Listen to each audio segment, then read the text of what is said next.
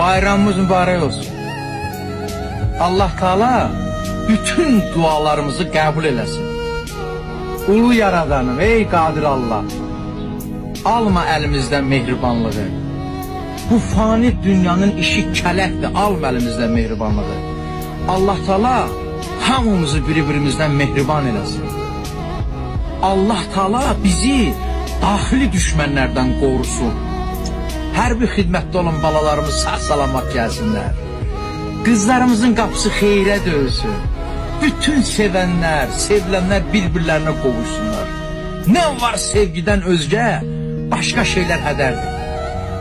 Dünyanın ömrü eşqin yaşamağı qədərdir.